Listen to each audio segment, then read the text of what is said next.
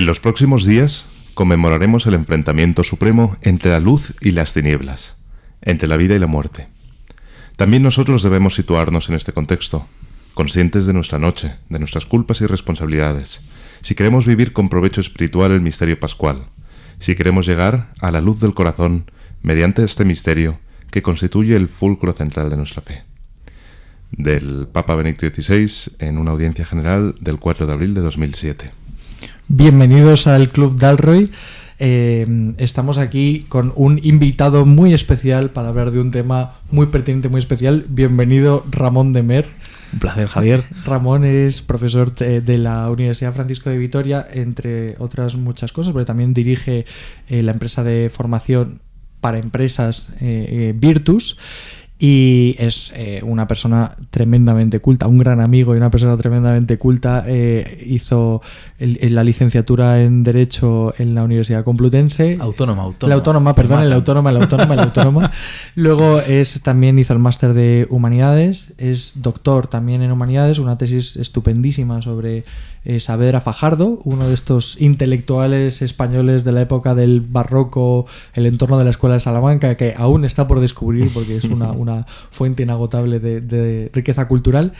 Y más allá de eso es profesor de temas de filosofía del derecho y de gobierno, también da clases de teología, de introducción a la teología. Un hombre que bueno, ya lo vamos a disfrutar ahora porque sabe mucho de muchas cosas. Esperemos que no de demasiadas. Y luego tenemos aquí con nosotros también a la voz del Club Dalroy que nos ha leído el texto de la introducción, don Ignacio Pou, que es un placer como siempre tenerlo aquí como otro miembro más del club. Muchas gracias, Javier. Además tenemos hoy un invitado particularmente generoso porque ha sido invitado por segunda vez. Sí, es verdad. Por problemas técnicos este programa se grabó. Hay que decir que eso me ha dado la oportunidad a mí de estar aquí porque en el primero no estuve y de disfrutar en vivo de esta conversación. Nos acompaña también Javier Rubio, nuestro Mr. Pump, un hombre, un pozo de sabiduría que junto con Ramón de Mer van entiendo a iluminar el tema que venimos a tratar hoy y que coincide precisamente con este periodo litúrgico para el que nos hemos estado preparando, que es la Semana Santa. Y que, no sé vosotros, pero yo muchos años he tenido la experiencia de que, igual que me ocurre con el Adviento, que me pasa con la Cuaresma, que la Cuaresma pasa y que yo no me entero y que luego llega la Semana Santa y como que no he entrenado mi atención, que no he preparado el espíritu, que no he preparado la mente, que no he preparado el cuerpo para estar verdaderamente atento a lo que tiene que ocurrir estos días, ¿no? Y a veces, sobre todo cuando la vida se complica con niños, con trabajo, con vacaciones, y se nos desordena la vida y parece un poco como que los tiempos litúrgicos pasan, pero no llegamos a aprender lo que está ocurriendo ahí. Pero nunca es tarde si la dicha es buena. No, y es verdad que la Semana Santa es uno de los momentos, si no el momento fuerte litúrgico del año, sobre todo para la Iglesia, los ritos, el rito occidental, la Iglesia romana occidental, y es seguramente o sin duda el centro de la vida del católico romano, ¿no? Es verdad que en otras tradiciones cristianas católicas también el centro no es necesariamente la Semana Santa, pero en todos los lugares del mundo la Semana Santa es un momento importantísimo, ¿no? Porque volvemos a vivir la pasión, la muerte y la resurrección de Cristo, ¿no? Que forma además parte fundamental del querigma cristiano, ¿no?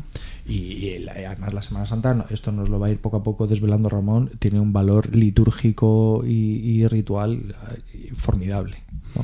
Es muy bonito porque ahora lo veremos cuando vayamos viendo los días, que los detalles que hay dentro de la Semana Santa son muy ricos y hay mucho fondo del que ir sacando enseñanzas, pero lo primero visualmente más atrayente es que la Semana Santa litúrgicamente es una unidad y eso coincide con también el resto de tradiciones litúrgicas dentro de la Iglesia. Por ejemplo, en el rito ambrosiano es muy evidente porque la Semana Santa es entera un momento litúrgico en que solamente se usa el rojo.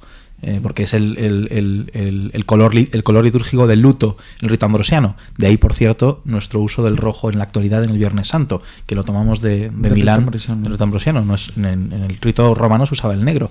Pero esa propia ese visual de que sea un solo color de la Semana Santa, en el rito romano, el que nosotros vemos, no es así, no hay un solo color, hay distintos, pero hay otras pistas que nos permiten descubrir que realmente la Semana Santa es un solo momento. Es un gran momento que concentra lo que es el querigma, concentra pasión, muerte, resurrección, que es el corazón del credo cristiano. Por empezar un poco por el principio, vamos a empezar con una pregunta que me parece muy pertinente y que a lo mejor nos puede ayudar a encauzar un poco la vivencia del Domingo de Ramos. Porque a mí el Domingo de Ramos siempre me ha parecido una especie de día ambiguo, ¿no? Porque por un lado tiene un tono celebrativo o celebratorio, ¿no? De, oye, entra Cristo en Jerusalén y llega todo el mundo ahí con palmas y cantamos y Cristo es rey y viene y es manifestación de su majestad y demás. Pero por otro lado es también un poco anticipo de la pasión. Entonces tienen también es como que celebremos, pero ojo que esto está empezando y la historia parece que no va a acabar bien. Como que uno se siente como si estuviese representando la obra de teatro, ¿no? Y entonces tiene que alegrarse cuando se alegra con la alegría, pero sabiendo que la obra termina como termina, ¿no? Y esto, porque viene lo que viene. Sí, y esto, si no me equivoco, también tiene una especie de correspondencia litúrgica, al menos en la antigüedad, ¿no? Bueno, todavía hoy la tenemos, porque la dualidad en el Domingo de Ramos es un momento evidente. Estamos con las palmas entrando, con los cánticos que se hacen con las palmas, y luego llegamos a la misa, y lo que se lee es la pasión, justo. Con lo cual a uno le trastoca. Pero ya hay una dualidad en que antes de escuchar la pasión y antes de la procesión de palmas hemos escuchado antes otro evangelio, que es el evangelio de la entrada en Jerusalén. Y hay ahí dos momentos distintos que uno dice, y esta dualidad, dos evangelios, ¿por qué será? Claro, antiguamente era todavantes más evidente. Desde 1955, que es la primera reforma de la Semana Santa, el rito era literalmente en dos misas distintas. Había dos misas en Semana Santa, en Domingo de Ramos. La primera una misa seca, creo que se llama una misa seca, una misa sin consagración, y la segunda una misa propiamente porque tenía todos los elementos. Que retrotrayéndose al primer milenio es que el rito de la Iglesia era hacer dos misas en Domingo de Ramos enteras ambas, porque se iba, primero se empezaba en Roma, en San Lorenzo Extramuros, que es una basílica del siglo V, es decir, Sixto III, muy antigua, y de ahí el Papa con el clero de Roma, habiendo celebrado misa fuera de los muros, entraba a San Juan de Letrán y volvía a celebrar una segunda misa tras la procesión de los Ramos. Uh-huh. Cuando eso se traslada a San Pedro, a la Basílica de San Pedro, en una capilla adyacente que ya no existe, Santa María Inturri, que era la que estaba pegada a San Pedro, ahora ya no, ahora es el Palacio Apostólico, ahí se celebraba una primera misa y luego se recorría la basílica a la segunda misa. Pues llegó un momento en que dos misas tan cercanas se empezaron a hacer innecesarias y entonces se celebraba una misa sin consagración, procesión y una segunda misa ya con consagración. Claro, esa dualidad juega ahí perfectamente, porque en la primera tenemos todos los elementos de una misa, el introito, el Kyrie, todo, la colecta, la lectura, el evangelio, etcétera, etcétera, y luego la bendición de los ramos, que ahora se hace un poquito más breve. Entonces tenía un prefacio, un sanctus, y en el momento en que hubiera habido canon romano para hacer la consagración, había una serie de anáforas, una serie de bendiciones, 5 en concreto, que iban bendiciendo los ramos para terminar con un Padre Nuestro y un reparto de los ramos, como si fuera como una de la comunión. Exacto. Justo. Y entonces se empezaba la bendición de los ramos. Claro, el fiel tenía en la cabeza que ya había habido una celebración. Uh-huh. Y entonces, además, esa celebración era la entrada en Jerusalén, todo llega genial, fantástico, pero llegaba la procesión a la puerta de la iglesia. Tras los cantos se iba cantando el Gloria, además, una forma de Gloria, que el Gloria llevaba sin cantarse desde el principio de la Cuaresma. No era el Gloria en excelsis Deo exacto que se canta el Jueves Santo, pero era una forma de Gloria. Con lo cual ya hay una premonición de que esto va a ser alegre. Y se llega a la puerta de la iglesia y la puerta de la iglesia está cerrada. Es decir, el juego que se hacía era que se quedaban un par de cantores dentro de la iglesia para hacer los coros con la gente que estaba llegando en la procesión. Se cerraba la iglesia y el subdiácono con la cruz procesional, que por cierto tenía exención, porque desde el domingo anterior al Domingo de Ramos, el Domingo de Pasión, todas las imágenes, todas las cruces en las iglesias se velan. Todavía hoy en día muchas parroquias con esa tradición. Y entonces, claro, de repente en Domingo de Ramos se desvelaba la cruz procesional y se iba andando con las palmas, todo el mundo feliz, la puerta de la iglesia cerrada, el subdiácono tocaba la puerta y ahí se abrían las puertas y se entraba a una misa de nuevo cuaresmal, a una misa de nuevo sin gloria, sin cantos, una cosa muy curiosa, era muy impactante, austera. La vestimenta era morada. Sacerdote Era morada. Y no solamente era morada, es que era muy curioso. Lo que se usaba en el Domingo de Ramos era que el sacerdote, el diácono y el subdiácono vestían las mismas vestimentas penitenciales toda la celebración en ambas misas que se habían usado durante la Cuaresma. Pero no solo. El diácono y el subdiácono llevaban una cosa que solamente se usa en las misas de difuntos, que es la casulla doblada. En lugar de dalmática, que los que tengan amigos diáconos habrán visto que se ponen una suerte de casulla pero que es con mangas, Sí. pues en vez de eso llevaban una casulla doblada, que era lo que usaba el clero en la antigüedad para los funerales. Con lo cual uno ya decía, cuidado, aquí hay mucha alegría, hay mucha palma, hay mucha gloria, pero estamos en un momento de luto. Estamos en un momento no tanto de luto como de penitencia. Aquí todavía no ha terminado la partida. Entonces era muy bella esa transición. Luego, el Evangelio de la Pasión que se lee en el Domingo de Ramos, en la misa, la segunda misa, o en la parte, en lo que es la misa como tal, es el Evangelio por ciclos, ¿verdad? O sea, es en el Evangelio el relato de la Pasión de San Juan se reserva para el Viernes Santo. Sí. Y en la que se hace el Domingo de Ramos es la del ciclo correspondiente, ¿no? Justo. Antiguamente Mateo era siempre el Domingo de Ramos y Marcos y Lucas se dejaban para martes y miércoles. Entonces había toda la Semana Santa se leía entera las cuatro relatos. Sí, señor. Pero eso es muy curioso porque permite que la lectura de la Pasión permite al fiel darse cuenta de que el Domingo de Ramos ya está entrando en Semana Santa. Sí. No estamos ya en otro momento litúrgico, ya estamos en la Pasión. Entonces la vamos a leer entera. Y además era muy visual porque la Pasión terminaba con el descendimiento de la cruz, el final del Evangelio de Marcos, o con el final del Evangelio de Juan en el Viernes Santo, que es en el que Juan da testimonio y el que habla es testigo y dice la verdad, y él sabe que le dice la verdad. Esa típica aliteración y repetición, que es algo que en griego no funciona tan bien, pero es que es algo propio de alguien que piensa en hebreo y está escribiendo en griego, porque en hebreo no hay forma de hacer ni superlativos, ni signos de exclamación, ni nada por el estilo. La forma de hacerlo es aliterando. En griego sí hay formas de hacerlo, entonces San Juan, como está escribiendo en griego, pero no es su idioma materno, sino que es hebreo, alitera muchísimo porque está intentando plasmar su mismo ejercicio de aliteración hebreo en un texto originalmente en griego. Eso es muy curioso. Y esos dos momentos, Domingo de Ramos, Viernes Santo, que funcionan como Pasión, eran muy curiosos porque el Evangelio lo leían tres personas. Sí. Uno leía los coros. En muchas iglesias, todavía, ¿no? que salen tres personas, uno hace los coros, uno hace de Jesucristo y otro hace de narrador. Sí. Pues solían ser tres diáconos, pero el momento final, que todavía hoy a veces se hace, el momento final se leía como si fuera un evangelio normal. El diácono tomaba el incienso, las velas, se iba en la misa solemne se va al norte siempre a proclamar el evangelio, porque es donde están los paganos, y entonces se iba como si fuera normal y lo cantaba el evangelio normal. Entonces había una pista de que, cuidado, estamos entrando en Semana Santa, pero aún seguimos con cierta normalidad.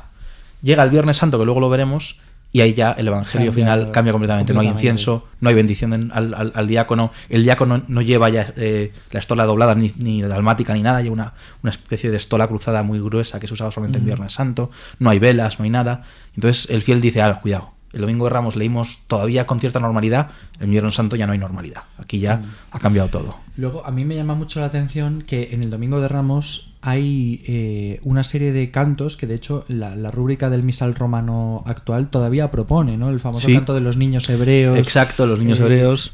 Portando ramas de olivo. Los que ponen sus... Bueno, es más, el origen que tenemos más antiguo del ritual del misal romano en Domingo de Ramos es un pontifical germánico que es en torno al año 950-970, en el cual no solamente se describen esos mismos cantos que todavía estamos cantando, sino que se describe cómo los coros de infantes, esto es en la ciudad de Mainz, que creo que es alemana, si no me equivoco, pues como los coros de niños de la ciudad, como además había una procesión entre la misa seca y la misa cantada final, en la procesión los propios niños iban haciendo lo que los cantos decían. Entonces el misal da indicaciones de cómo los niños tienen que poner los mantos cuando pase el sacerdote, cómo tienen que coger los palmos de olivo. Una especie de representación teatral en la misma procesión. En la misma procesión, una representación teatral.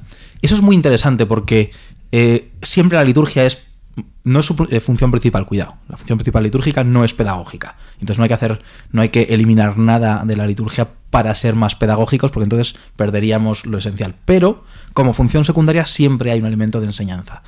Y aquí no solamente la procesión está siendo un ejemplo visual de lo que pasa, sino que la propia lectura de la misa, que suele ser Éxodo, cuando los judíos llegan a un lugar de palmeras, y en ese lugar de palmeras, que es el lugar de las palmeras, pues se va describiendo Éxodo 15 a Éxodo 16, una imitación de la Semana Santa. Primero entran con júbilo de haber sido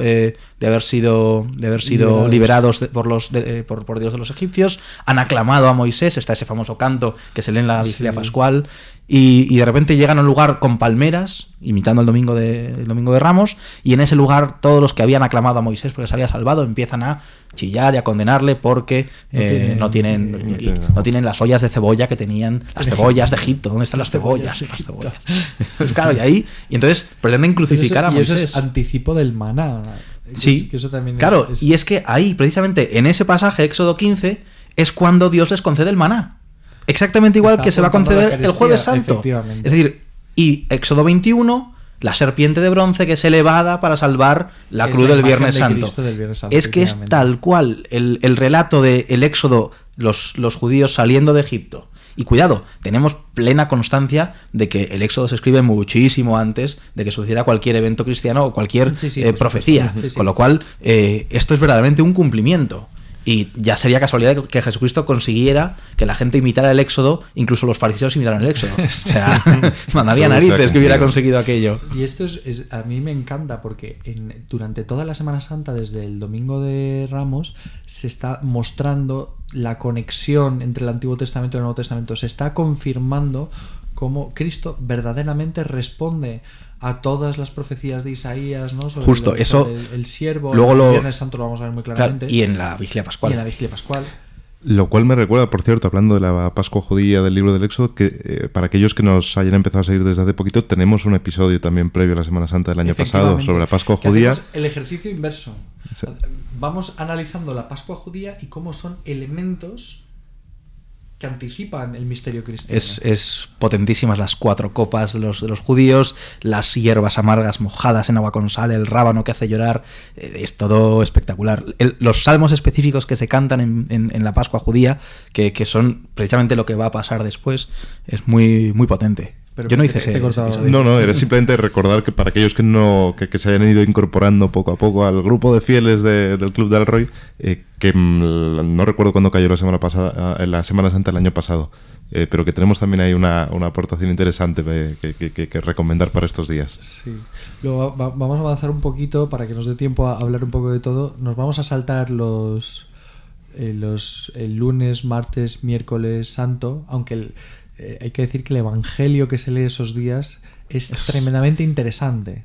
Son los días. Son los días, efectivamente, que Cristo pasó en Jerusalén antes de su muerte y lo que se narra en ellos tiene mucho que ver con los misterios que se van a vivir 2, 3 o un día después, ¿no? El lunes suele ser la expulsión de los mercaderes del templo.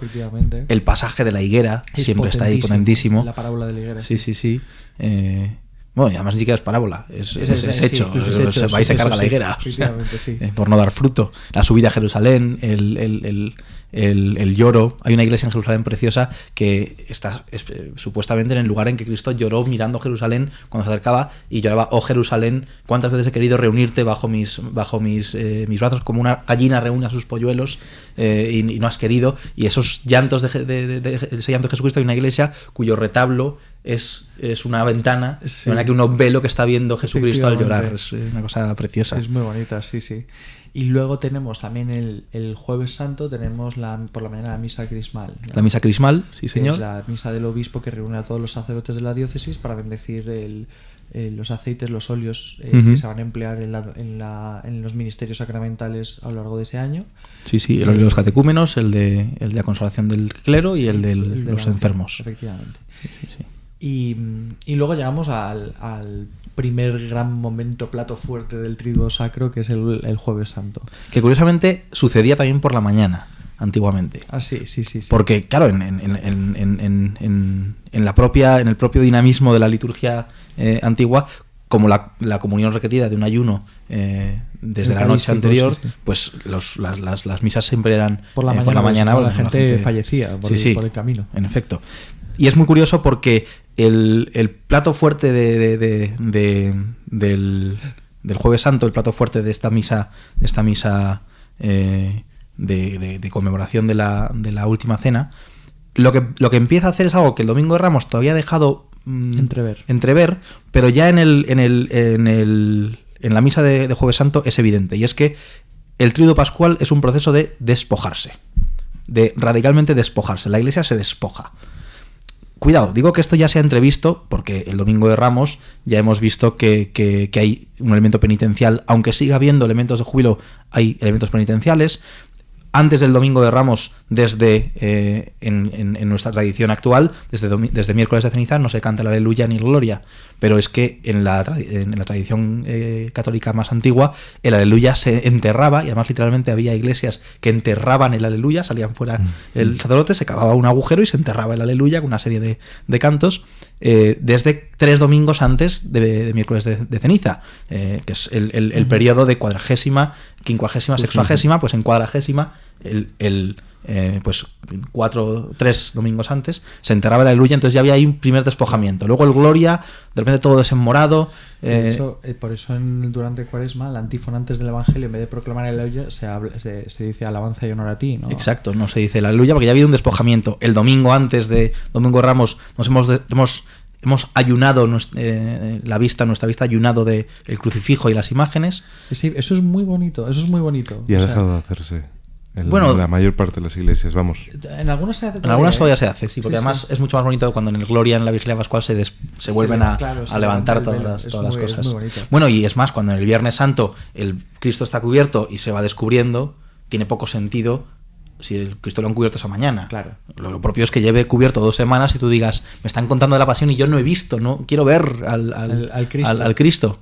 Que por eso no había comunión ese día y luego lo especificamos, porque la comunión era ver y besar al Cristo. Pero bueno, eso lo vemos después. ¿Qué hay en el Jueves Santo? Empieza el despojamiento porque el oído ha sido despojado del Aleluya y del Gloria, la vista ha sido despojada de las imágenes, pero el Jueves Santo se empieza a despojar ya en serio. El Jueves Santo es la última consagración. El viernes no hay consagración, el viernes es una misa, también la misa de presantificados que se llamaba, o la misa en el nombre latino, Feria Sexta Impascave, que es en preparación de Pascua, que es preparación para el paso del Señor. Y el despojamiento del Jueves Santo, se canta el Gloria con campanillas, todo muy bonito el jueves, y de repente, a partir del jueves, ya las campanas dejan de sonar. Ya no hay campanas. Las campanas de la iglesia no suenan, ya no se pueden tocar. No hay campanillas en la consagración, están los que llaman los crepitaculum, que eran las carracas, que la gente mayor la habrá visto en los pueblos, que se llamaban carracas del Viernes Santo, en Ténebre, en el propio paso de las procesiones. Las campanas por las carracas. Las catedrales españoles grandes tienen todavía en las torres carracas gigantes para llamar a los oficios y no tocar las campanas. Correcto. Imaginaos ahí estar el Viernes Santo recién despertado, hoy no hay desayuno, y empieza a sonar pues llamar a los oficios.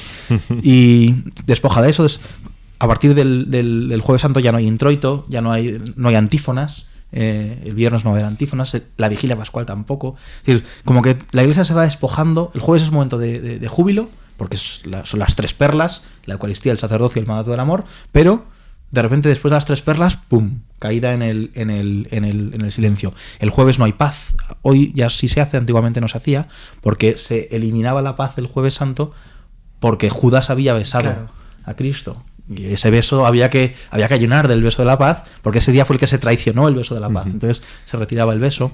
Es precioso. Y luego está, lógicamente, el lavatorio de pies, que hoy se ha introducido dentro de la misa.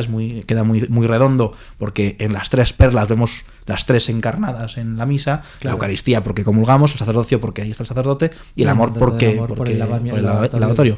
Antiguamente se hacía afuera, también tenía su sentido, porque era bastante bonito el rito en vísperas, que era cuando se hacía, pero ya digo, queda muy bien integrado ahora en lo que es la misa de Jueves Santo. Y luego el monumento, que es también una cosa preciosa. ¿Nos puedes hablar es que a mí me encanta lo del cuarto cáliz? Eso es precioso. Que es muy potente. Los judíos en su cena de Pascua tenían no es que tuvieran 4 copas distintas, sino que ellos rellenaban la copa de vino 4 veces y sí. en 4 ocasiones usaban la copa. La primera, que es la copa de las bendiciones, o la copa de acción de gracias, es la copa que se usa para entonar para la lectura del Éxodo, narrar por qué estamos cenando. Además hay el padre de familias con el más joven, van a hacer un diálogo muy bonito. Y entonces y además en ese diálogo con esa primera copa es también en la que el judío llora por los pecados pasados del pueblo, pero también llora por lo que recuerda de la esclavitud de Egipto.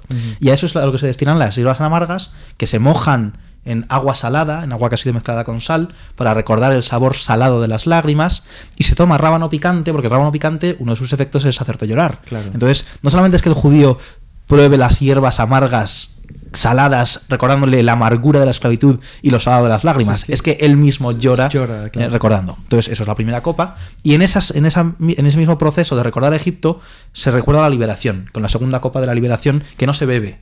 Se va tomando una gota con el dedo y se va poniendo en el plato una por cada plaga. Así hasta 10. Las plagas de Egipto se van poniendo en el plato, pero no se bebe la segunda copa. La tercera copa es la copa es la copa de la alianza, de la nueva, bueno, es la que Jesucristo por eso llama el cáliz de la nueva alianza. Eso tiene sentido en mentalidad judía, porque los salmos que se están cantando son los salmos de alianza con el pueblo. De ahí que Cristo haga de esa copa su sangre. Pero Cristo justo antes dice, no volveré a... O sea, después de haber tomado la primera copa, dice, no volveré a tomar el fruto de la vid hasta que esté en mi reino. Bebe la primera copa, no volverá a tomar. La segunda no se bebe porque se pone en tal. La tercera no es vino, porque es sangre. Y la cuarta, después del salmo, dice el Evangelio, cantaron el salmo y fueron al huerto. Claro, el salmo se canta y en la parte final, el salmo de acción de gracias, final de la cena de Pascua, se brinda el próximo año en Jerusalén y se bebe de la cuarta copa, que es la copa de la promesa. No de volver claro, de volver el año siguiente. Y es más, al lugar que ha sido destruido en el año 70 y luego en el 125, sí. Y a que no se puede volver. Pero, esperanza, el año que viene en Jerusalén. Esa copa no la bebe el Señor. El Evangelio, sin embargo, de hace un par de días... No es el Evangelio de hace un par de días, porque fue uno que me leyeron a mí una adoración, con lo cual no cuenta. No, pero en el Evangelio que leeremos, creo que es en San Juan, a Jesucristo le ofrecen tomar vinagre, y cuando le dan vinagre es cuando tomándolo dice, todo está cumplido. Claro, y el vinagre es fruto de la vid. Es la cuarta copa. La cuarta copa, el reino, cuando llegue a mi reino, por eso le dice al buen ladrón, te prometo que estarás hoy conmigo en el paraíso, en mi reino. Claro, él no va a estar ese día en el paraíso, él va a estar en los infiernos. En el paraíso estará posteriormente. Entonces, ¿cómo puede estar el ladrón con él en su reino, en el paraíso, ya en el día? Porque el paraíso es la cruz y es la resurrección, por supuesto. Pero el paraíso tiene integrada la cruz. Y eso es muy, muy potente. Sí. La cuarta copa es una cosa... Es muy bonita, es fundamental. Fíjate que en el rito, que yo animo a, si algún sacerdote nos escucha, que se plantee introducir esto, porque no pasa nada por enriquecer el actual rito con alguna cosa. El rito antiguo lo que se hacía era que la reserva en el monumento, precisamente por la cuarta copa y por la reflexión. Claro, la cuarta copa, el demonio es muy consciente de que esto ha sucedido en la última cena, y la cuarta copa se la ofrece en el huerto de los olivos. Pase de mí aparte de mí este cáliz. Aparta de mí y Cristo es consciente de que la cuarta copa la va a beber en la cruz. Aparta de mí este cáliz. Eso es muy potente. Y claro, ¿qué hacía en la iglesia en el Jueves Santo? No se reservaba en copón la sagrada forma del monumento. Se tomaba un cáliz, que luego el Viernes Santo se va a mezclar vino y agua, aunque no se va a consagrar, y se va a usar luego para la comixtia y para la comunión. Y en ese mismo cáliz, que luego se va a usar y que se ha usado ese mismo día en misa, en ese mismo cáliz se introduce el cuerpo de Cristo, se tapa con la patena y se velaba con un velo blanco que se ataba con un cordón. Claro, el cáliz siempre se vela. Eso no es extraordinario. Es más, en el Viernes Santo el diácono va a quitar el cordón y se va a quedar el cáliz como si fuera para misa normal. Pero esto de atar el cáliz con un velo es lo que se hace con un cuerpo. A un cuerpo que se le recubre. Entonces se está previo a la pasión ya estamos haciendo premonición de que Cristo va a estar en un sudario, de Cristo va a estar envuelto, de Cristo va a estar escondido como cadáver. Y entonces se reserva en ese cáliz, claro, es muestra perfecta del cuarto cáliz. El cáliz es lo que se reserva en el monumento. En el monumento, o sea, todavía en la noche de Jueves Santo. Sí, señor. Porque la pasión ha empezado ya en el Huerto de los Olivos. Que es claro, y el monumento, que es una parte que está por una parte vinculado a la misma liturgia del Jueves Santo, ¿no? Porque acabando la misa inmediatamente comienza la procesión. Y no solamente, eso es muy bonito.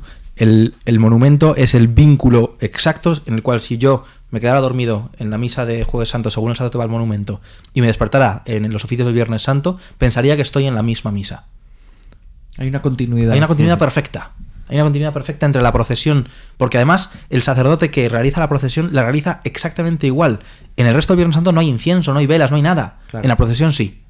En la procesión de repente se recupera algo del Jueves Santo para hacer perfecta continuidad, que teológicamente tiene mucha importancia.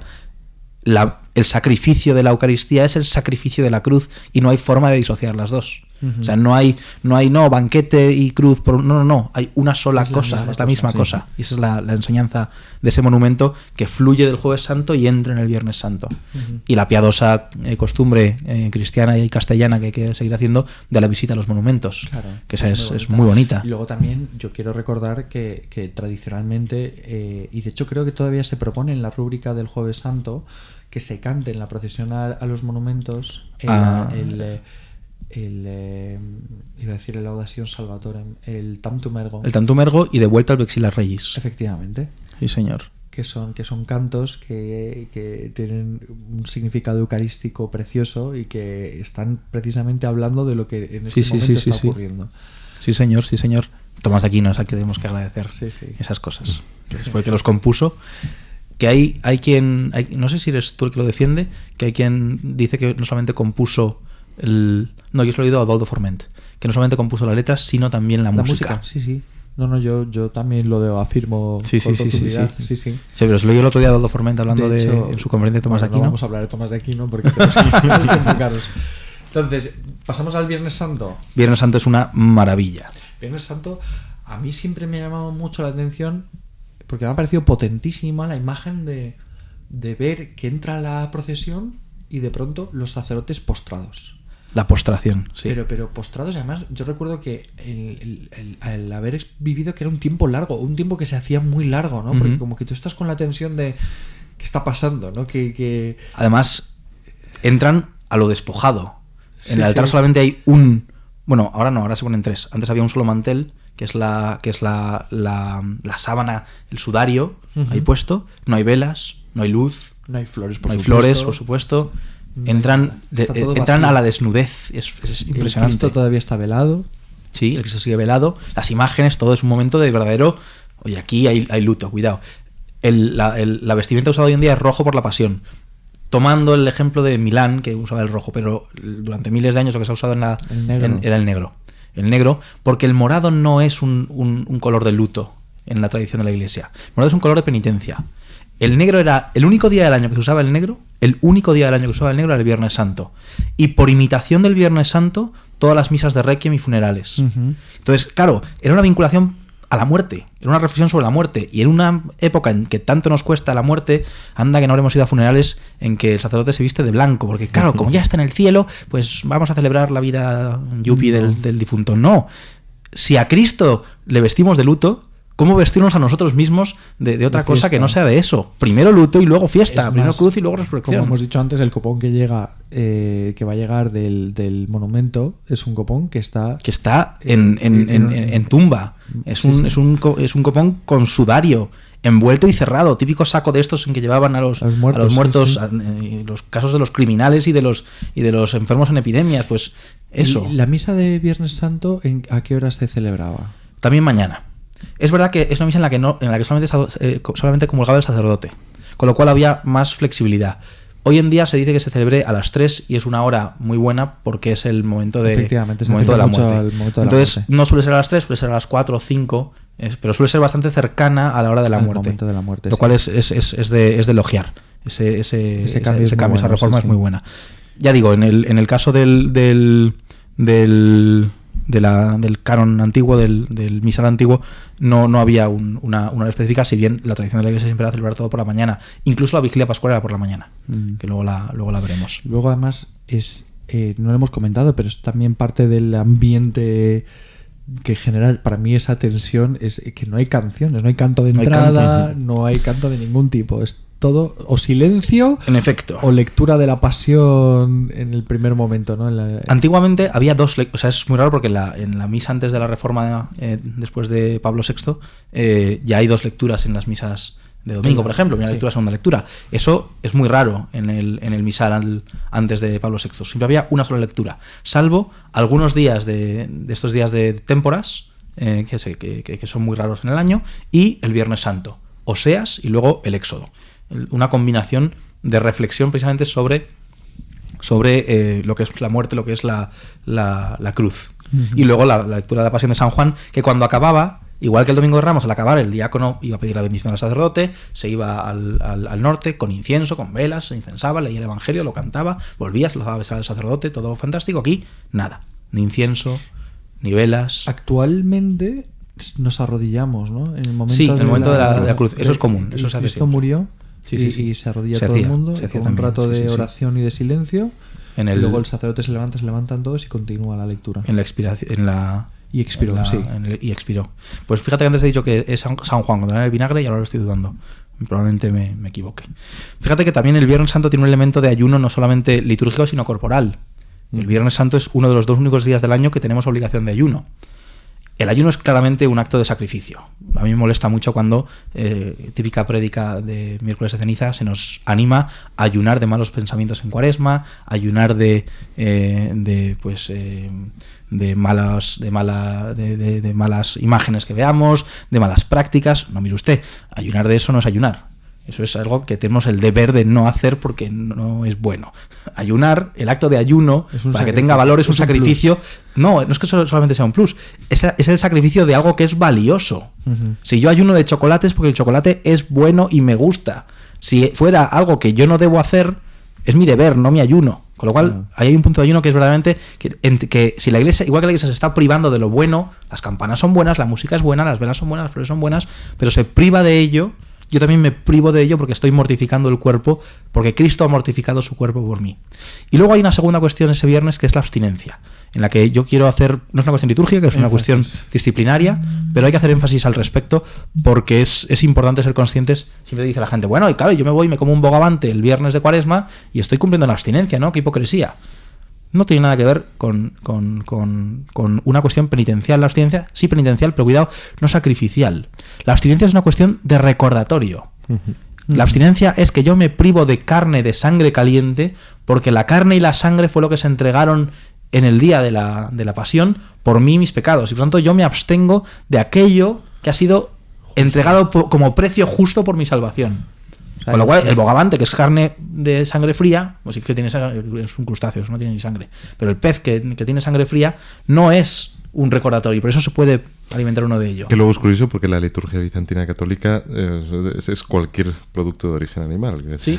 Tengo un buen amigo que es católico bizantino y que en cuanto empieza la Cuaresma, que este año no ha empezado para ellos todavía, los porque huevos. tienen la Pascua ni leche, ni huevos. Dice, me vuelvo vegano, soy vegano la mitad del año. Que de ahí venía la costumbre esta, la americana de los huevos de Pascua, venía de ahí. Sí. De que eran los primeros huevos que se podían comer tras la Cuaresma, porque la costumbre de los productos animales es también latina en su origen.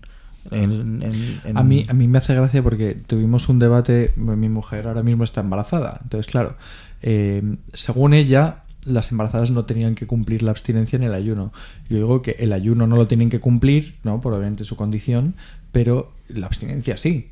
Y estuvimos buscando y hemos encontrado que distintas conferencias episcopales han dado distintas instrucciones. Pero es muy bonito porque leyendo el motivo de la instrucción de la Conferencia Episcopal Española es precisamente esta, ¿no? Es decir, la abstinencia no comporta sacrificio y una persona embarazada perfectamente puede hacer abstinencia sin ningún problema.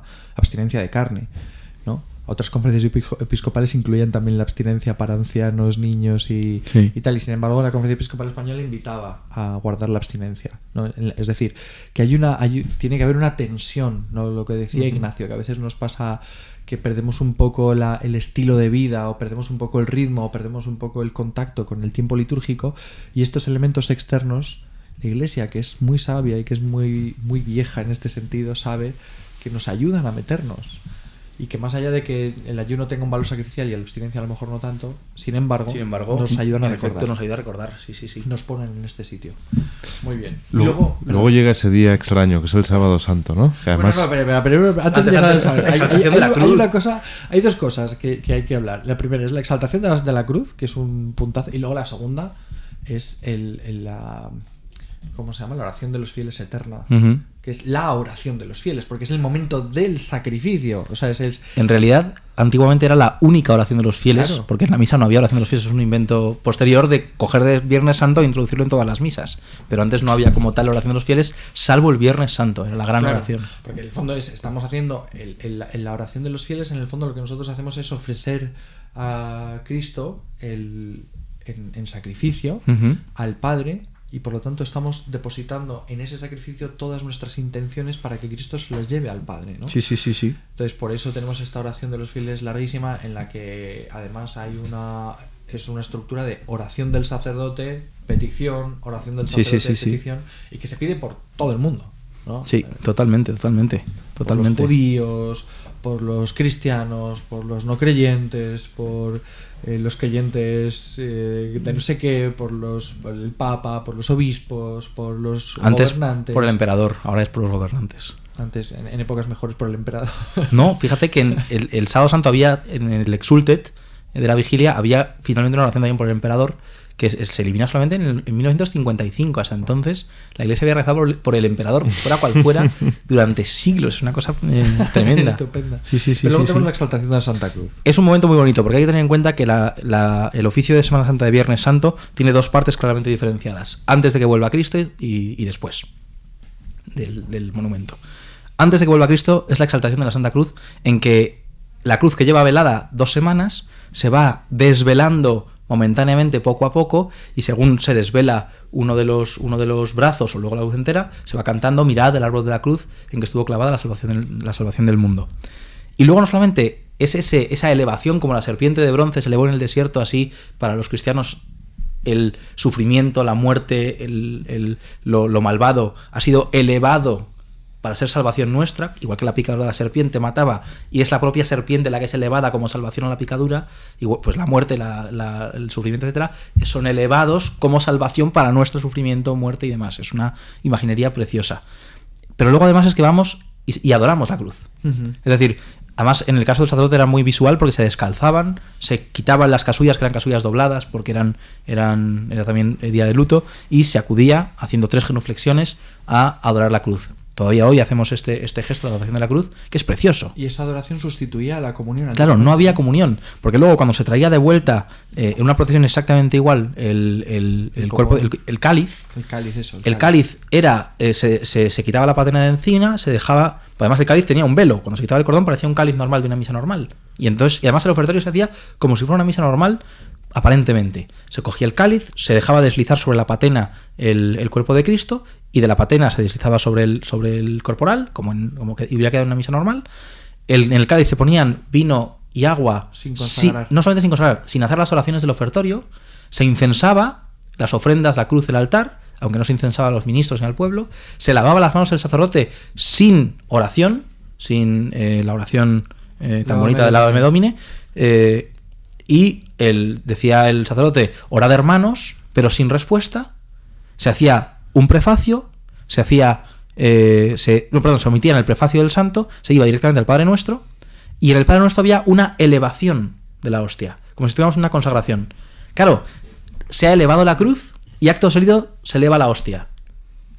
Hay una clara identificación entre los dos momentos. Una clara identificación en que se está elevando la salvación del mundo. Era muy potente. Y luego se fraccionaba el pan, se hacía la comixtio, es decir, el momento en que se mezcla con el vino sin consagrar, y entonces se comulgaba tanto solamente el sacerdote, se comulgaba el cuerpo de Cristo, y se bebía el vino sin consagrar. Es una cuestión interesante, porque hubo gente que al quitarlo dijo que esto era una herejía muy antigua, que es que la consagración podía suceder por contacto. Entonces, si yo cogía pan sin consagrar, lo metía en un copón de pan consagrado, ese pan por contacto se consagraba automáticamente. La Iglesia condenó aquello. Entonces se decía que esta práctica del Viernes Santo de beberse el cáliz sin haber consagrado, como si fuera cáliz consagrado, era una práctica herética. Eso no es cierto. Hay multitud de estudios. El propio Concilio de Trento, que elimina cualquier rastro de herejías contra la Eucaristía, mantiene esta parte del Viernes Santo, pero nos ayuda también a no ser soberbios con la liturgia. Porque precisamente por soberbia se ha eliminado esta misa seca del Viernes Santo, diciendo, no, esto era gente que no tenía ni idea, arrastraba una herejía de miles de años y nosotros la quitamos. No, esto claramente tiene una explicación, pero ¿cuántas más cosas estaremos nosotros despreciando cuando vamos a misa y decimos, ¿por qué tendrá que hacer el sacerdote esto que está alargando la misa? ¿Por qué tendrá que estar sucediendo esto? Porque somos mucho más modernos que esto, no vamos a hacer esto, aquello, que va. Aprovechemos la riqueza que tiene la Iglesia, que tiene una razón de ser, y no seamos tan soberbios como para eliminar lo que a nosotros nos parece superfluo, pero probablemente a Dios no se lo sea. Claro. Eso iba a preguntar, no sé si ese podcast es si este episodio es el adecuado por razón de extensión, ¿no? Pero tenía un poco la inquietud por decir, pues estamos viendo una cantidad de signos muy grandes, y a la vez mi sensación es que en una cultura tan visual como la nuestra nos hemos insensibilizado hacia muchos de estos símbolos que nos pasan, muchos de ellos se conservan y sin embargo pasan completamente desapercibidos porque ya no, parece que hay una ruptura estética en la que ya no llegan. No sé si... Es que no somos una sociedad de la imagen, del consumo de la imagen. No somos una sociedad que interpreta imágenes, no sabemos ir más allá de lo superficial y muchas veces por eso somos incapaces de... A mí me hace mucha gracia el concepto de participar en la misa como tengo que hacer muchas cosas, ¿no? Tengo que, pues eso, casi subirme al altar con el sacerdote y para comprender la participación del laico, cuando la participación realmente es la presencialidad, el estar ahí, ¿no? Que es una forma de vivir las cosas que hemos olvidado. Por eso a mí me hacía mucha gracia en la época de pandemia, ¿no? Cuando se hablaba de, no, es que la misa por la tele vale. No, la misa por la tele no vale absolutamente nada. La misa hay que estar, la celebración de los sacramentos hay que estar presente, ¿no? Y es la presencialidad lo que cuenta. Y esa participación no es una participación que tenga que comprenderlo todo. Y es bueno dar lugar al misterio, pero es una participación que tiene al menos las claves fundamentales para interpretar simbólicamente el valor de lo que está sucediendo. Y eso yo creo que a lo mejor una cosa que hemos perdido, pero que bueno, que también es verdad que podemos redescubrir, porque la liturgia que nosotros tenemos es una liturgia muy rica también simbólicamente, ¿no? Y estas referencias que estamos haciendo al pasado no es porque hay ese pasado glorioso en el que se hacían las cosas mejor, no es para que nosotros reinterpretemos adecuadamente el presente, o sea, el decir, oye, esto se vivía así en el pasado y por eso lo vivimos hoy en día así, pero hay una conexión entre aquello y esto, ¿no? Que yo creo que es lo interesante. Y por eso, y esto es una duda con la que yo a veces me he cruzado, precisamente, por volver al tema del Viernes Santo y al tema de la exaltación de la Santa Cruz, Cristo deja de estar en el sagrario, de hecho el sagrario se deja abierto después de la celebración de la Pasión, y se sigue haciendo genuflexión, pero ya no se hace genuflexión a la Eucaristía, se hace genuflexión al crucifijo. ¿Bien? Que no obviamente supone la adoración de la imagen, sino que supone efectivamente, sino que supone la adoración de lo que la imagen significa, ¿no? Del Cristo muerto.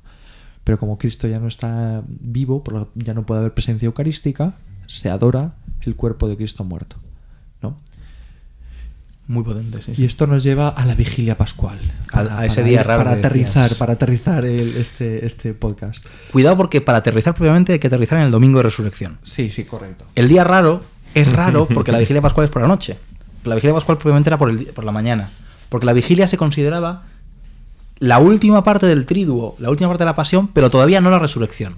Entonces, litúrgicamente todavía conservamos elementos que nos demuestran esto y son muy interesantes. Digo día raro porque uno realmente no sabe a dónde dirigir su atención, ¿no? Y de hecho, incluso entre las familias católicas uno se encuentra distintas tradiciones, ¿no? De los que aprovechan el sábado para hacer la excursión y el no sé qué, y es el día en que ya no hay ayuno. Y luego están los que dicen, no, tendríamos que estar todos callados en silencio. Hay una tradición muy bonita, la de acompañar a la Virgen María. Sí. Eso era una tradición, una forma de vivirlo muy bonita, acompañar a la Virgen María en el luto de su hijo muerto, ¿no? Sí, es un día muy mariano. Efectivamente. Y es un día en que antiguamente también se ayunaba.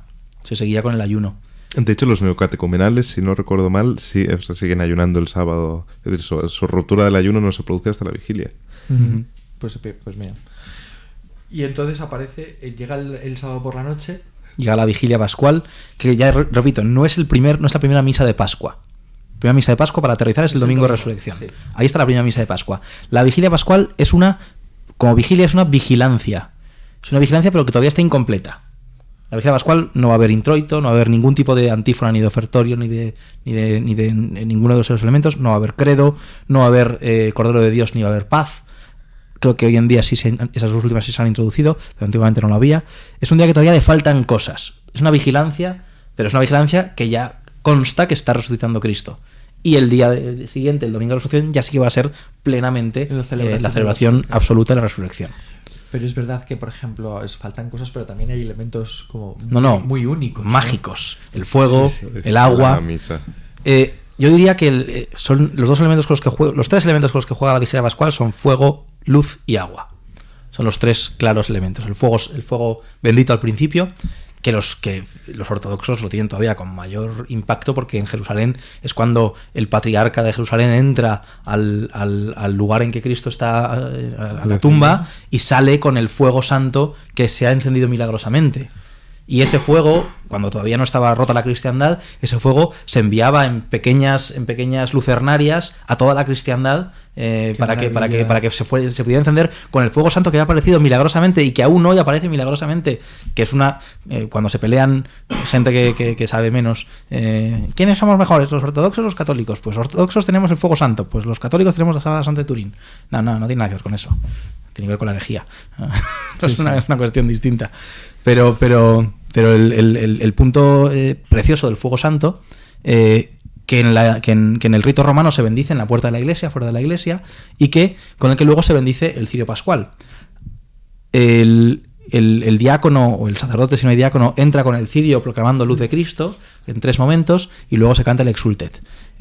Yo recomiendo que la gente se fije en la bendición del cirio que hay hoy en día, a falta de poder fijarse en la tradición más rica, que era la tradición de las 3 Marías, la tradición del famoso arundo en latín, que era, antiguamente no se sacaba el cirio pascual fuera, sino que se dejaba dentro el cirio pascual, y lo que se bendecía el fuego, se incensaba el fuego, y luego se iban encendiendo como de tridente de velas. Si os habéis fijado alguna vez en una celebración ortodoxa o bizantina, hay un momento en que el patriarca bendice con un crucifijo y con 3 velas cogidas. Sí, eso sí. Es el mismo arundo, un candelabro triple. Velas. Ese es lo mismo que utilizan los ortodoxos en la Pascua, lo utilizaba la iglesia latina, la romana latina, y entonces se cogía las 3 Marías y se iban encendiendo una a una hasta que las 3 luces iluminaban al resto de la iglesia. Las 3 Marías, porque eran las 3 mujeres de la resurrección, que son las primeras que van conociendo una a una la resurrección,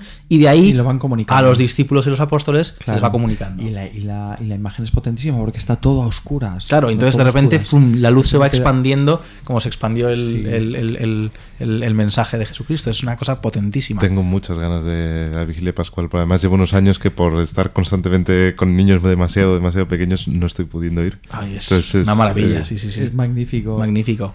Y luego entonces, el Exultet, que es el canto del Exulten en los ángeles, en que antiguamente era cuando se encendía el cirio, en el momento de la columna de fuego, ahí en la columna de fuego se encendía el cirio, una cosa muy, muy visual, que además el diácono canta de blanco. Sí. No lo canta de morado como está el resto del clero. Aunque luego se quita el blanco y se vuelve a poner el morado para el resto de las lecturas. Pero lo que es la luz la canta de blanco. Ya hay una primera chispa de resurrección. Igual que las mujeres van y hay dudas, y Pedro no sabe, y Tomás duda, y no sé cuál. Todavía no es plena la resurrección, todavía no se entera todo el mundo, pero ya hay una primera chispa, el fuego y la luz. Ahí es cuando se van encendiendo las velas de la gente, y ahí es cuando se leen las 12, eran 12 lecturas antes. Hubo un intento de reducirlas a 4 en 1955, y gracias a Dios en el 69 con la reforma se amplían a 7 de nuevo. Sí. Menos mal, porque con las 4 nos hubiéramos quedado. Las 7 son espectaculares. Sí, las 7 son, además van siguiendo perfectamente la creación, la historia de Abraham, el éxodo con Moisés, y luego las profecías, la profecía de la de los huesos secos, la profecía de venid los que no tenéis nada que comer. Todas y cada una de las profecías se van leyendo, son espectaculares, culminando se culmina en la bendición del... ahí hay una mezcla, porque antes se culminaba en la bendición del agua, ahora se culmina en el Gloria. Del Gloria se pasa al Evangelio, aleluya. Que vuelve a recuperar las campanas. Ahí es cuando el altar se viste. La luz se ha recuperado ya, porque ya hay velas, pero en el Gloria se recuperan las imágenes, se desvelan, las flores se van a poner en el santuario. no en el altar, en el santuario, todo queda como si fuera de nuevo Pascua Florida. De ahí el nombre de Pascua Florida. Y luego el triple aleluya, que es precioso, en que el sacerdote va cantando primero grave y luego cada vez más agudo el aleluya, y el tracto de resurrección, y ya el evangelio de la... Que además de la es una aleluya especial. Sí. Justamente debería ser una aleluya especial, ¿no? Claro. Tiene que ser además triple, con una entonación distinta, es una cosa preciosa. Y luego será la epístola. No, primero el Gloria, luego la epístola, luego el Aleluya y luego el Evangelio de la Resurrección. Y luego es la liturgia del agua. La del agua, que antes era antes del Gloria, ahora es después del Evangelio, como parte del rito para bautizar catecúmenos.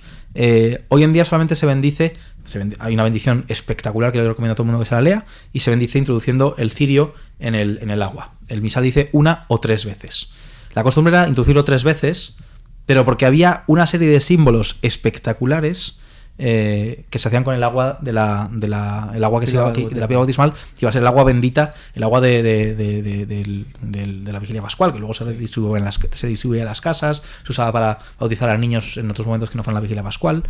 El agua se dividía primero con el signo de la cruz, como si fuera en 4 partes. No, claro, en 4 partes, pero como si fuera el Mar Rojo. Claro. Cuidado, no el Mar Rojo, que eso, leyendo el otro día un artículo, defendía que es el Mar de Juncos, que es un lago distinto del Mar Rojo, porque la traducción, el hebreo dice claramente Mar de Juncos, pero en la Septuaginta, los griegos, como querían hacer referencia a algo geográfico y no lo encontraban, dijeron pues el Mar Rojo.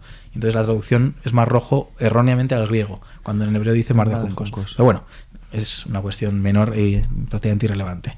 La separación del Mar Rojo se hace primero con la señal de la cruz, luego se bendice 3 veces, se dicen 3 bendiciones, Padre, Hijo y Espíritu Santo, luego se asperjaban los 4 puntos cardinales y se hacía una referencia como igual que fluían los 4 ríos del paraíso, así fluyan de este agua bautismal las 4 fuentes, que eso es una referencia que mantiene la oración actual, pero ya no se asperja, que es la pena, porque era muy visual.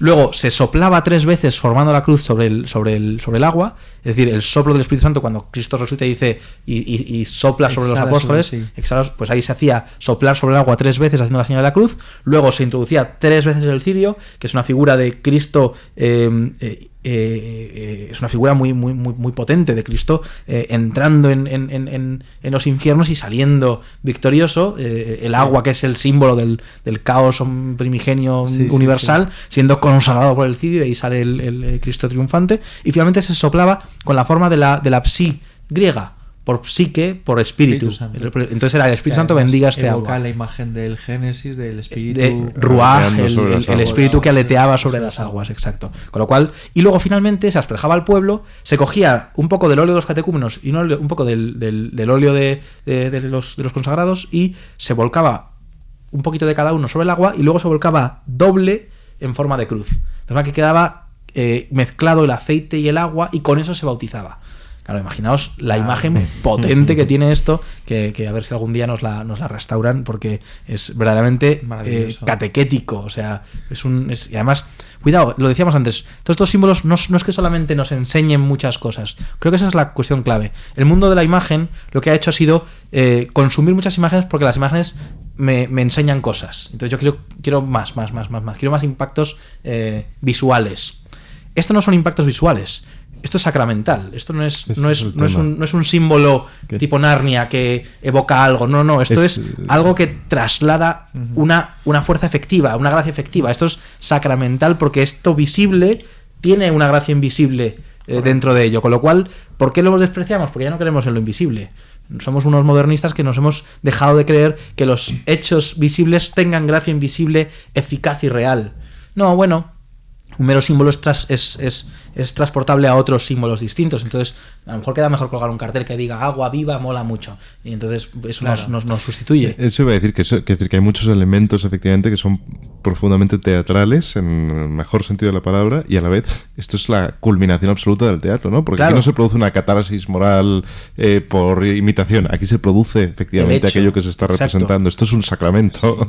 Claro, esto no es un sacrificio que evoca lo que querríamos hacer. No. Esto es el sacrificio de Dios a Dios. Claro. Y caemos un poco en la paradoja de que nosotros, que somos muy materialistas, sin embargo, hemos perdido la capacidad de descubrir verdaderamente el significado que puede tener la materia. La materia, exacto. ¿No?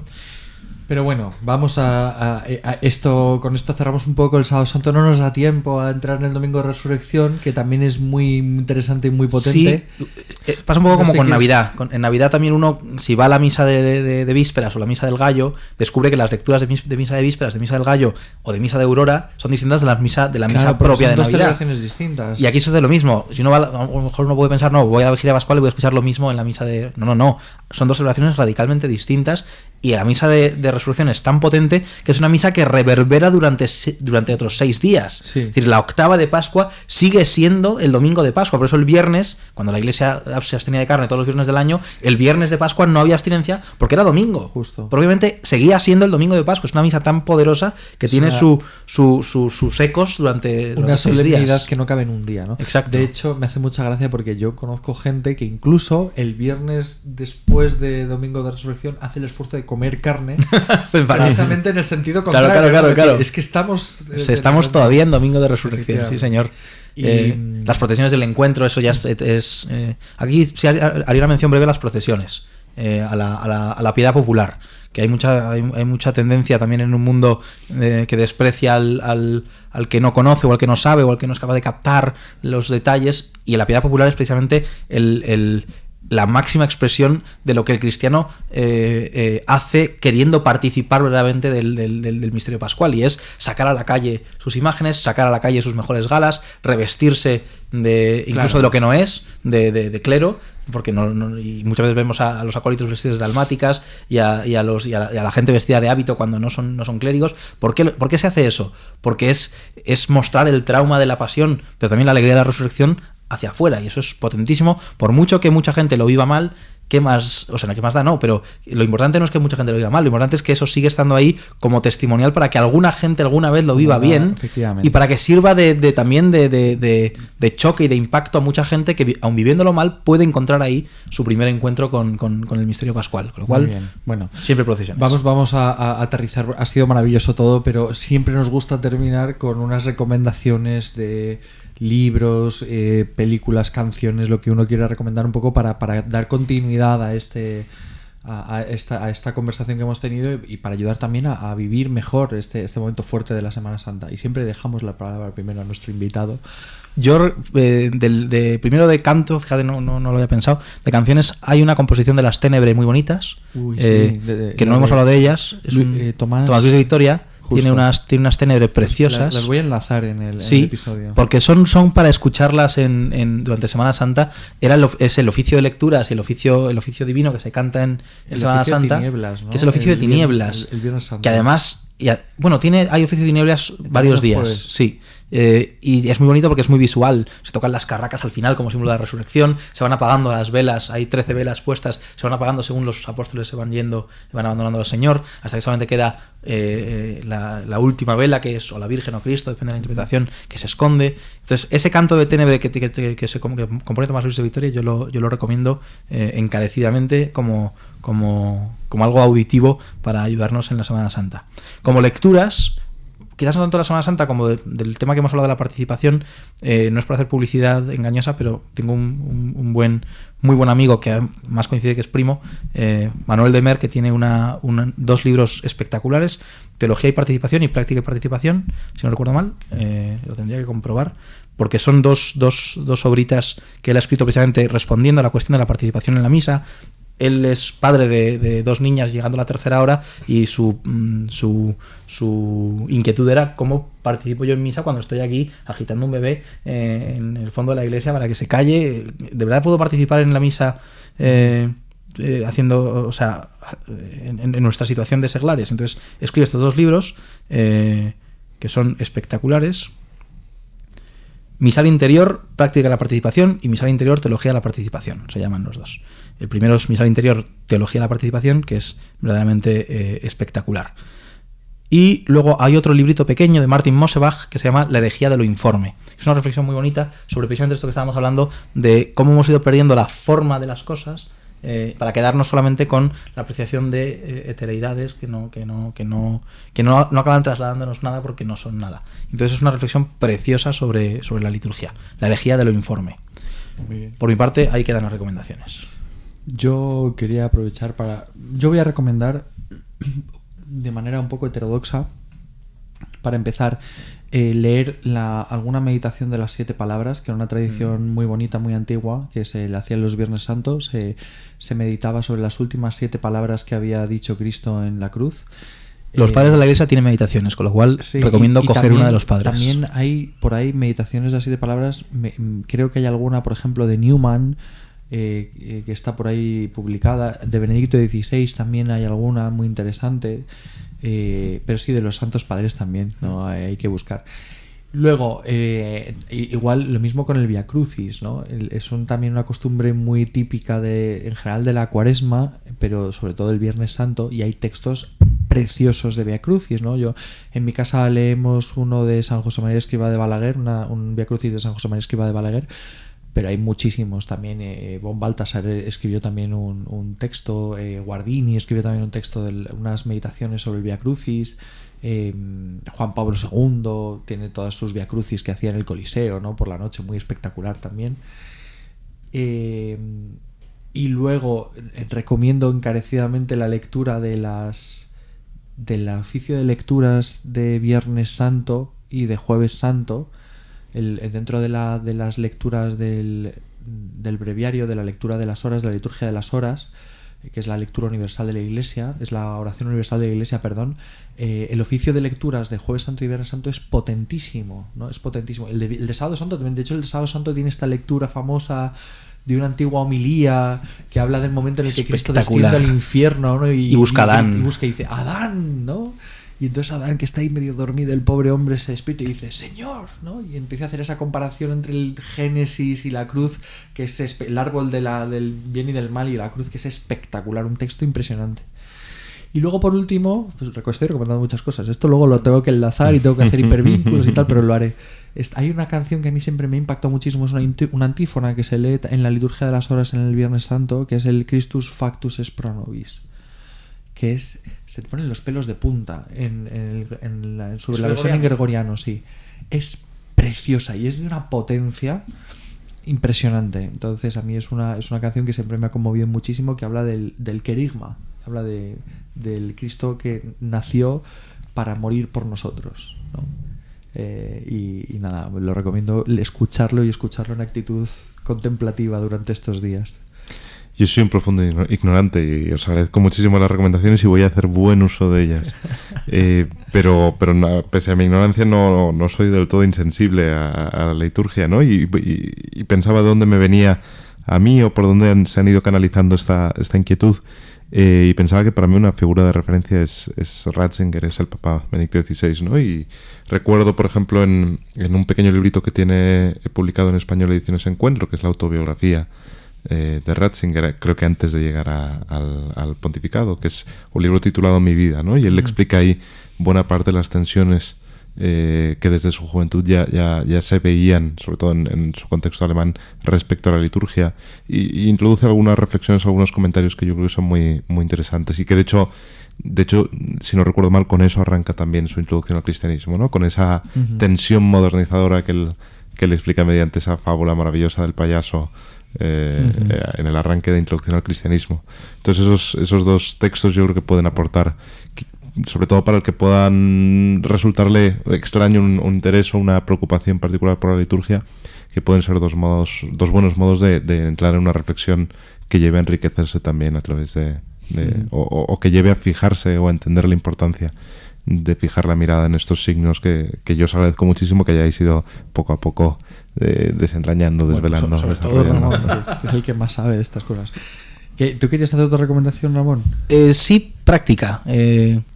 Bueno, es una recomendación y una recomendación positiva y una negativa. La negativa la hice la otra vez y no me arrepentí en absoluto y la quiero volver a hacer porque es una cuestión catequética básica sí, que yo creo que es importante. Mencionábamos antes la Pascua judía y lo mucho que podemos aprender de ella, y yo animo mucho a que hay vídeos de YouTube de estos típicos judíos mesiánicos, que escuchen nuestro podcast, que escuchen el podcast, etcétera. Sobre el tema. Pero hay mucha gente que, llevada por un buen celo apostólico o buen celo litúrgico, se anima a, bueno, pues como esto es tan bueno aprenderlo, voy a hacerlo yo y voy a hacer Pascua judía en mi casa el Viernes Santo en lugar o además de los oficios. y eso no es legítimo hacerlo, porque es una práctica del Antiguo Testamento, igual que no nos circuncidamos temiendo que la circuncisión sea un paso necesario para la salvación, porque eso se llama judaizar en el Nuevo Testamento, así tampoco celebrar la Pascua judía es legítimo al cristiano que ya tiene la verdadera Pascua que celebrar. Como tampoco participamos en el Ramadán, ¿verdad? Exacto. Con lo cual, pero sobre todo, ahí la cuestión es el que la gente puede no darse cuenta, pero es un desprecio a la verdadera Pascua el revertir a las prácticas de lo que solamente era, aquí sí, un símbolo de lo que estaba por venir. Claro. Cuando ya ha venido el Hijo, no volvemos a lo anterior. Claro. Y luego la positiva es que aproveche la gente, los oyentes de la Semana Santa, para encontrar, si no lo suelen hacer, una buena parroquia a la que asistir a los oficios con toda la potencia de lo que esta liturgia tiene. Yo personalmente siempre voy a la parroquia del Padre Pedro Pérez Payá, que está ahí en Tetuán, es un bajo siniestro, que sin embargo se vive espectacularmente y ayudamos ahí un grupo al Pater a hacerlo muy, muy bonito. Pero yo recomiendo que en la parroquia del pueblo, en la parroquia de donde estén, se animen a participar de los oficios, porque muchas veces puede dar pereza, no son días de precepto, algunos de ellos, y hay gente que pues no acude a este milagro que es tener el tríodo pascual. Y para el que quiera vivirlo por experiencia, como se vivía antiguamente, la Archidiócesis de Madrid tiene una iglesia en la que se celebra según el rito anterior a 1955, que está en O'Donnell, es la Nuestra Señora de la Paz, en O'Donnell con Doctor Esquerdo, que pueden ahí pues animarse a disfrutar de esta tradición. Aviso que, por ejemplo, la vigilia pascual son 4 horas, con lo cual hay que ir preparado. Pero merece la pena, sí, para una vez en la vida. Pues muchísimas gracias, Ramón, de verdad. Ojalá que podamos contar contigo en alguna otra ocasión para seguir profundizando en esta riqueza de la liturgia. Nada, muchas gracias. Que tengamos que volver a repetir este mismo podcast otra vez.